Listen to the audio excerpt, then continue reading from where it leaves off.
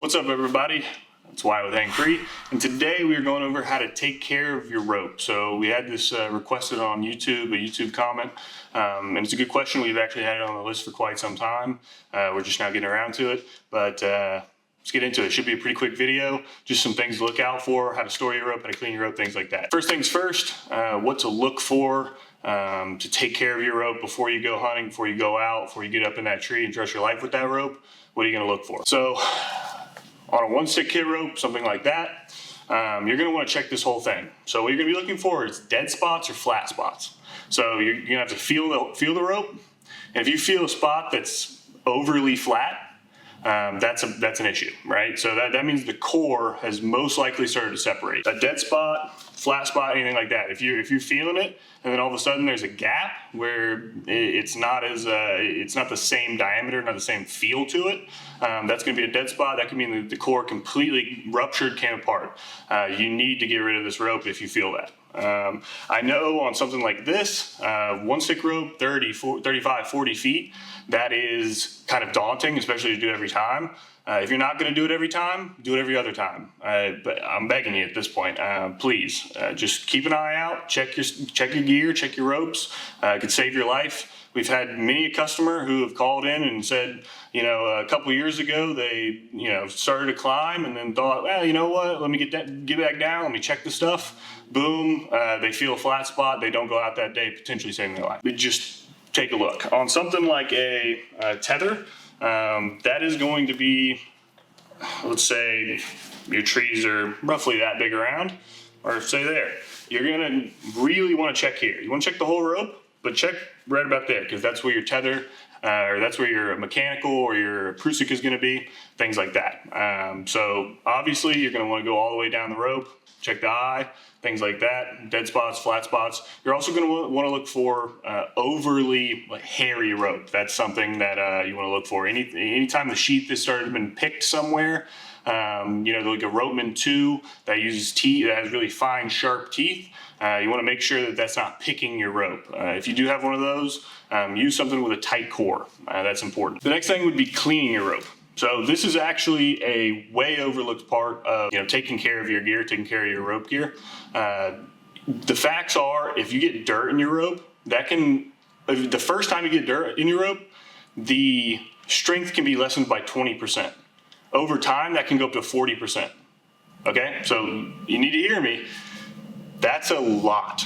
Okay, if your rope holds 3,000 pounds and you get dirt in it, you get mud in it, and it gets between the fibers, that can be almost half of the break strength can potentially be taken away by the dirt. So what you're going to want to do is clean your rope.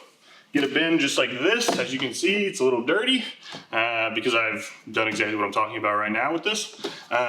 You can use any bin. This is just the one I used the other day, so I'm showing you right now. And then you can either use regular old Dawn dish soap. That works just fine. What I prefer is something like this. It is a rope wash. John, is that focused on that? Yep. All right.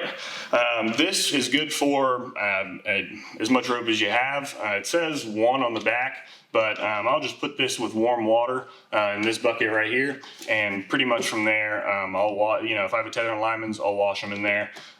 You can daisy chain it, put it in there, wash it, rub it around, run your hands along it. That's usually gonna get most of the dirt and grime. If it's dirtier than that, maybe wash it twice potentially. Whatever you need to do to get that dirt out of there. You should, if you're washing and the water's not getting dirty or colored, then that's a pretty good sign that your rope is clean. After you wash it, again with warm water and either something like that rope wash or just a Dawn dish soap, you can leave it out in the sun for a couple days. Make sure it's completely dry, because if you use your rope while it's wet, that potentially can weaken it. Once you let it dry out, totally fine, you're good to go, but you don't want to use it while it's wet necessarily. A little water here and there, not a big deal. If it's thoroughly soaked, you don't necessarily want to use that rope. So the last thing would be storage. You don't want to store these ropes in the sun. No rope on the market, really. This is a umbrella umbrella statements for most of the ropes that you'll be using, if not all of them. So storing them is very important. What a lot of guys do, especially in the South, if you're in a humid climate, they'll go throw it in a shed. Next year they'll come back out, they'll grab it, they're good to go, or so they think. In reality, you need it in a cool, dry place. So down here, I keep a lot of things like in the back of this warehouse right here. This does not have AC. If you see me sweating, that is why. But what I'll do is I'll grab a bin like this, or I'll use like a Plano case. And what I will actually do is use silica gel packets like this that take the oxygen out of the air, and they'll actually expand. They'll suck all the oxygen out of the air, and you know, you can reuse these. I mean, I got a big pack of them, obviously, as you can see around me, ton of rope. But I'll just throw 2, 3 of those in there with my ropes if I'm putting them away for the year or for a couple months or whatever it may be. Then when I come back, a lot of times, even if it's in a nice case that's weather sealed, it'll still have a lot of oxygen that's pulled out of that the air inside that bin. So that's how I'll store a lot of them. You don't necessarily have to do that. I'm just, you know, maybe overly careful. But again, this is my profession, so I try to be overly careful. But for the, you know, just the average hunter, by no means do you have to go get these, even though they are very cheap, the silica gel packets. But you know, just put it in if you're going to keep it in your garage, keep it in a bin. Don't let it get wet. If it's super humid, maybe bring it inside for a couple of days, let it sit by the window if you think potentially it's soaked up some moisture, things like that. But pretty much just keep it out of the sun. Don't have it in an overly hot environment, and you should be just fine. You can keep it in, you know, a rope bag. Those are pretty popular, especially for you know, climbers, people like that. They use a lot of rope bags.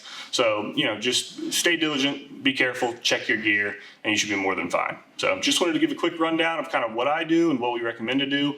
Those are just some options for, you know, that you can take and you can do. You should always be checking your gear, all right? So everything else is optional. But checking your gears should not be optional. You should be doing that every single time. So anyway, quick rundown. Thanks for watching. Leave any more comments, video ideas down below. We'll try to answer all of them. Stay safe, hang free, and have a good one, everybody.